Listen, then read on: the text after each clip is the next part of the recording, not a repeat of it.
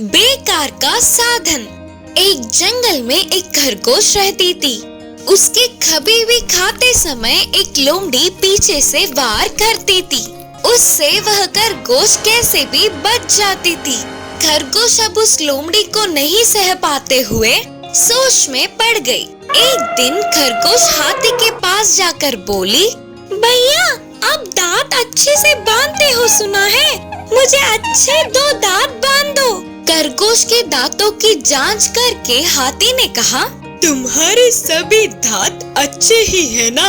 अच्छे नहीं है करके नहीं, मुझे और भी लंबे शेर के दांतों की तरह चाहिए। खरगोश ने कहा। फिर हाथी ने पूछा, किस लिए? लोमड़ी को डराने के लिए। मैं उसे नहीं सह पा रही हूँ। उसे देखने पर मुझे भागना पड़ रहा है। आगे से वही मुझे देखकर भागेगी। उस पर हाथी खूब हंसकर खरगोश को 2 बड़े डरावने दांतों बनवा दिया।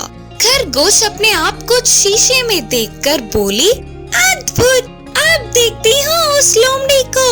बोलकर उस लोमड़ी को ढूंढते हुए गई। उसके थोड़ी दूर जाते ही पेड़ों के बीच लोमड़ी दिखी।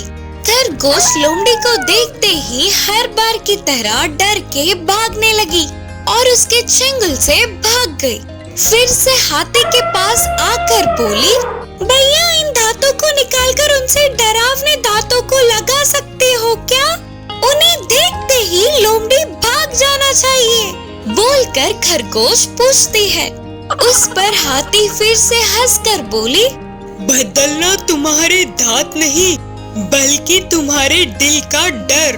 उसे हटाकर मजबूत दिल रखना पड़ेगा, तब तक तुम्हारी समस्या नहीं सुलझेगी। हाथी ने कहा।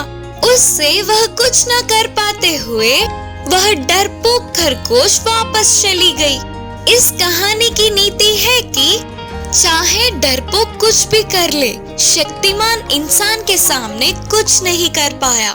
शेर की तरह बदलने वाली पप्पी। एक जंगल था। उस जंगल में एक साधु आश्रम का निर्माण करके वहीं पे ध्यान में लीन रहता था। किसी के भी मदद मांगने पर हमेशा मदद करता। उनकी इस अच्छाई को सारे जानवरों ने जान लिया। हर तरह के जानवर आश्रम में आकर खुशी से खेलते थे। और तो और जंगली जानवर भी बाकी के पालतू जानवरों से मिलजुल कर रहते थे। एक दिन उस साधु के आश्रम में न जाने कहां से एक पप्पी आई और उस साधु को वह बहुत प्यारी लगने पर वह पालने लगा। एक दिन पप्पी आश्रम से बाहर आकर जंगल में कुछ दूर तक गई। ऐसे अकेले जा रहे पप्पी को एक चीता ने देखा। तुरंत उसके पीछे पड़ गया।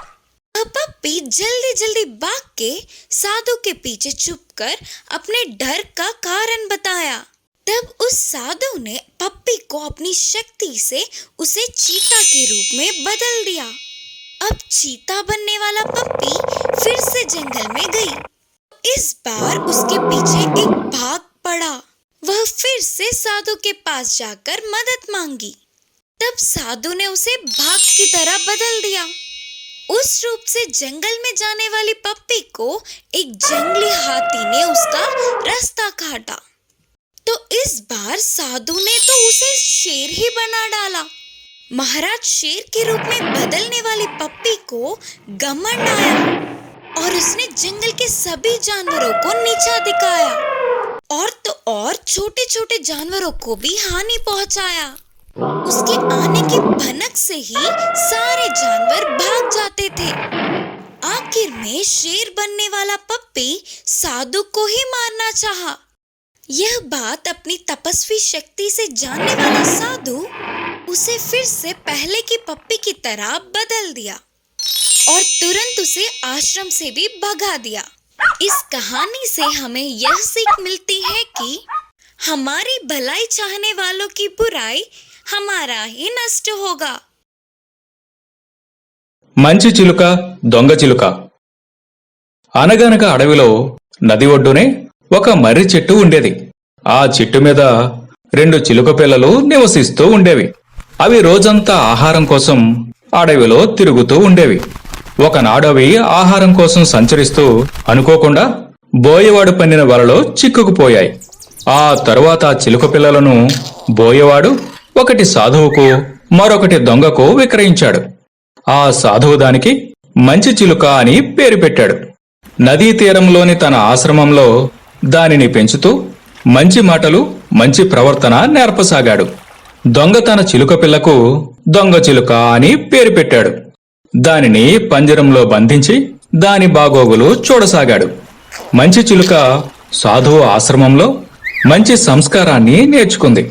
సాత్విక ఆహారాన్ని తిని అతిథుల్ని గౌరవించే పద్ధతుల్ని గమనించి మంచి స్వభావాన్ని అలవర్చుకుని ఇంటికి వచ్చిన వారందరికీ తన మంచి మాటలతో సంతోషపెడుతూ అలరించేది.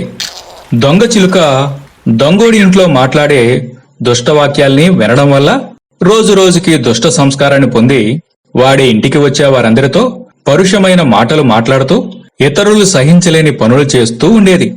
ఇలా రెండు చిలుకలు తమ పరిసరాల పరిశీలనను బట్టి తమను పెంచి పోషిస్తున్న వారి స్వభావ సంస్కారాలను బట్టి ఆయా దృక్పథాలను పొందాయి. కొంతకాలానికి పంజరం నుంచి తప్పించుకుని దొంగ చిలుక, సాధువు స్వేచ్ఛగా వదిలివేయడంతో మంచి చిలుక రెండూ అడవిలోకి వేరే వేరే చోటుకు చేరిపోయాయి. మంచి చిలుక మామిడి చెట్టు మీద, చెడు చిలుక మర్రి చెట్టు మీద గూడు ఏర్పాటు చేసుకుని ఉండసాగాయి. ఒకసారి బాటసారి ఒకరు ఆ దారిన వెళ్తూ ఎండకి అలసిపోయి దొంగ చిలుక ఉంటున్న మర్రి చెట్టు కింద నడుం వాల్చాడు.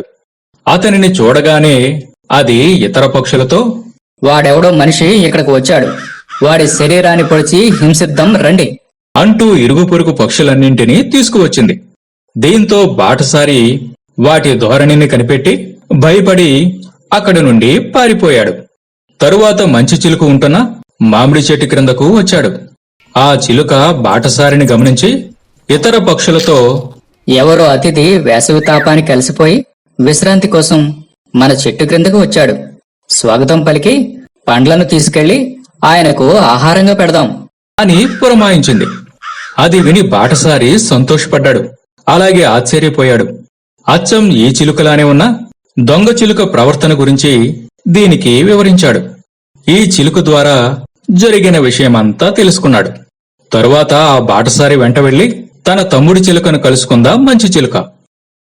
ఈ కథలో నీతి ఏమిటంటే మంచి స్నేహం వల్ల మంచి ప్రవర్తన అలవడుతుంది. गधा और कुत्ता। एक बार एक गांव में सोमू नाम का एक व्यापारी रहता था। उसके पास एक कुत्ता और एक गधा था। वो गधे पर सारा सामान लाद कर एक गांव से दूसरे गांव जाकर उसे बेचता था, और जब वो घर पर ना होता तो कुत्ता उसके घर की रखवाली करता था। ये बात गधे को पसंद नहीं थी कि वो मेहनत करे और कुत्ता आराम से घर पर बैठा रहे। कुत्ते को भी गधे से नफरत थी, क्योंकि उसको लगता था कि उसका मालिक सिर्फ उसका ही ख्याल रखता है और उसी को ताजे ताजे खाने देता है। एक दिन उसे गांव जाने के लिए जंगल से गुजरकर जाना था, इसीलिए उसने कुत्ते को भी अपनी हिफाजत के लिए साथ ले गया। वो दोनों सारे रास्ते में कुछ बात नहीं कर रहे थे। दोनों हमेशा से एक साथ रहते थे, पर फिर भी अजनबी जैसे ही थे। सोमू रास्ते में एक गांव में रुककर कुछ और सामान खरीदकर अपने गधे पर लाद कर ले जाने लगा। कुछ देर बाद थक कर सोमू एक पेड़ के नीचे आराम करने बैठ गया। थका हुआ सोमू कुत्ते के साथ होने के कारण बेफिक्री से सो गया। कुत्ता भी वहीं उसके पास बैठ गया। उन दोनों को अब बहुत भूख लग रही थी, पर मालिक सोया हुआ था देखकर वो चुप रहे। गधा उसके पैरों के पास की घास खाने लगा। कुत्ता ने भी बहुत देर ढूंढा, पर उसे कुछ खाने को नहीं मिला। वो गधे के पास आया और कहने लगा, कितने अच्छे से तुम घास खा रहे हो, मुझे तो खाने के लिए कुछ मिल ही नहीं रहा है। भूख से मेरी हालत खराब होती जा रही है। अगर तुम मेरी मदद करोगे और थोड़ा सा झुक जाओगे तो मैं भी कुछ खा लूंगा, तुम्हारे ऊपर रखी बोरियों में से। नहीं, मैं तुम्हारी कोई मदद नहीं कर सकता। तुम मालिक के उठने तक थोड़ा सब्र कर लो। अगर तुमसे वो नहीं होता तो जाओ मालिक को उठा लो। कुत्ते को डर था कि अगर उसने मालिक को जगा दिया तो वो उसे उठकर मारेगा, इसीलिए वो डर कर चुपचाप बैठ गया। कुछ देर में वहाँ से एक भेड़िया गुजर रहा था। जब उसने गधे को देखा तो उसके मुंह में पानी आ गया। वो उसका शिकार करना चाहता था। जब गधे ने भेड़िए को देखा तो वो डर गया और अगर वो भागेगा तो मालिक उसे नहीं छोड़ेगा सोचकर वो कुत्ते के पास गया और कहने लगा, जाओ अभी मालिक को उठाओ, वरना ये भेड़िया मुझे खा जाएगा।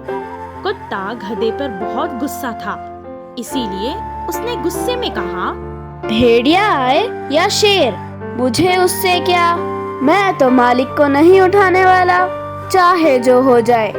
गधे को अपनी गलती का एहसास हो गया और उसे क्षमा मांग ली और वो जमीन पर बैठ गया।